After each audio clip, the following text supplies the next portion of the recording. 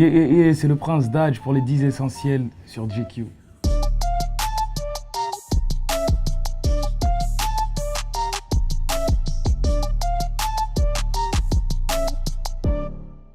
Premier objet qui est essentiel à ma vie, pour mon travail, pour ma vie, et qui est essentiel à plein de gens, je pense que c'est ça.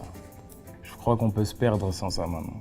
Même quand je sais où je vais, je mets l'application, je mets le GPS, même quand j'ai toujours mon téléphone, tu vois, pour communiquer, pour le travail ou même personnel. Et donc cet objet-là est devenu très essentiel à ma vie. Je vais bien les cacher, hein, mais c'est mes cartes bleues. C'est mes cartes bleues. Franchement, j'en ai tout le temps besoin, tout le temps. C'est-à-dire qu'il y a toujours quelque chose à payer. C'est un truc de fou, ça, quand même. Que ce soit des couches, des courses, des sapes, à manger. Il y a toujours besoin de la carte bleue. Donc voilà, ça, c'est essentiel aussi à ma vie. En même temps, à la même place que le téléphone. Ces deux choses-là sont super essentielles à ma vie. Mes clés de voiture. Ça, c'est super important. Je suis tout le temps dans ma voiture. Ma voiture, c'est ma deuxième maison, en fait. J'ai eu mon permis. Je l'ai perdu, je l'ai repassé, je l'ai reperdu. Non, je rigole. Je l'ai perdu une fois parce que j'avais un problème avec la vitesse, on va dire. J'aime bien faire des longs trajets. Tu vois, quand c'est bouché et tout, moi, ça me dérange pas parce que je suis bien dans ma voiture et ça me permet de faire des choses. Je peux passer des coups de fil, je peux, tu vois. En plus, avec l'Apple Card, tout ça, là, t'as même plus besoin de toucher ton téléphone, en fait. T'es en train de conduire et tu parles, tu vois tout. Tu peux même parler à ta voiture, elle fait tout, tu vois. En vérité, l'Oasis Tropical, je te jure que ça me donne de l'inspi. Quand je suis au studio, il y a deux choses que je fais.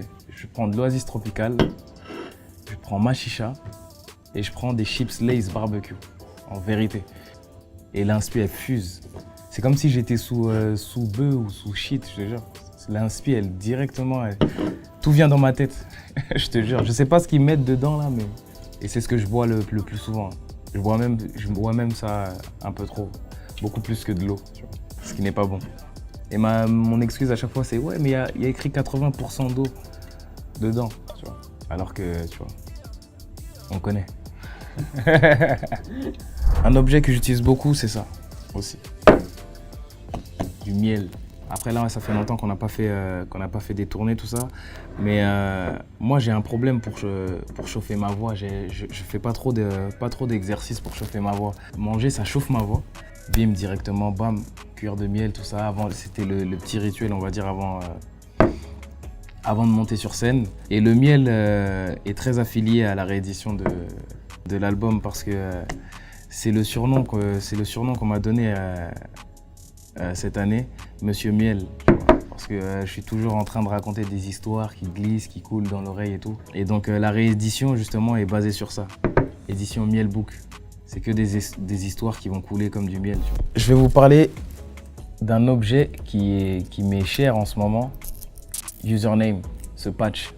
Ce patch, il est très important, il est surtout très important à ma collection.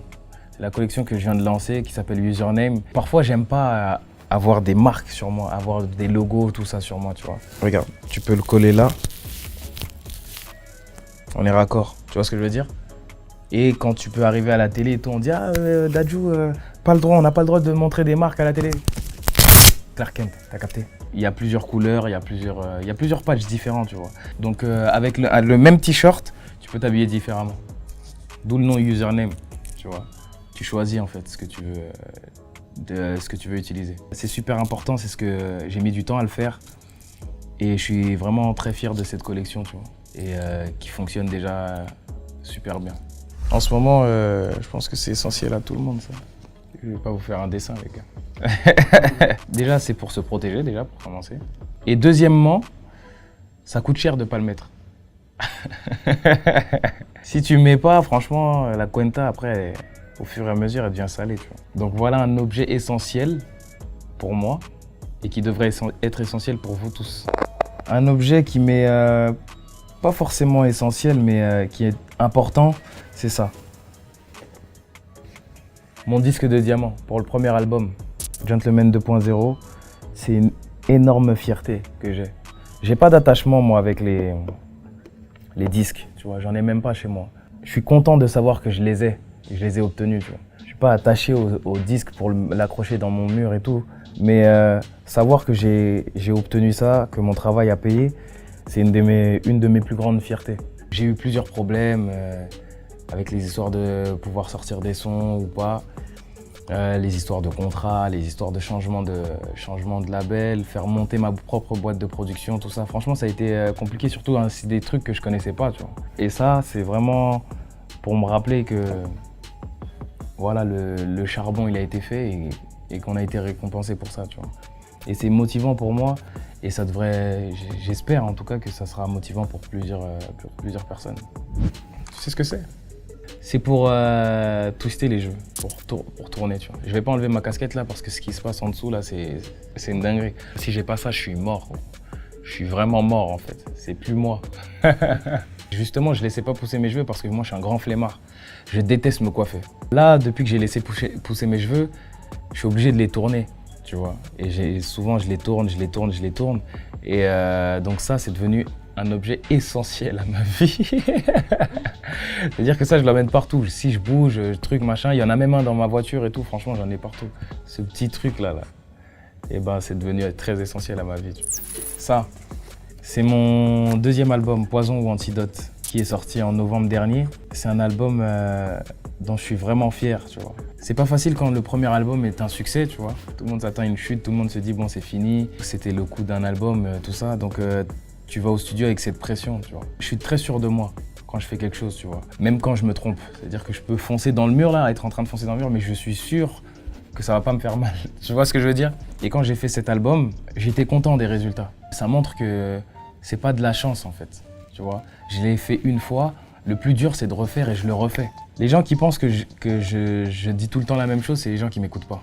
Si les gens font bien attention, même quand c'est la même histoire, c'est pas le même point de vue. Il y a que ceux qui m'écoutent vraiment qui peuvent comprendre ça. J'essaie vraiment de voir sous tous les aspects. Et Poison Antidote, en fait, c'est tout simplement pratiquement les mêmes histoires, mais le côté négatif et le côté positif de chaque chose. C'est le Prince Daj. Et si vous voulez voir d'autres 10 essentiels sur JQ, abonnez-vous. Oh!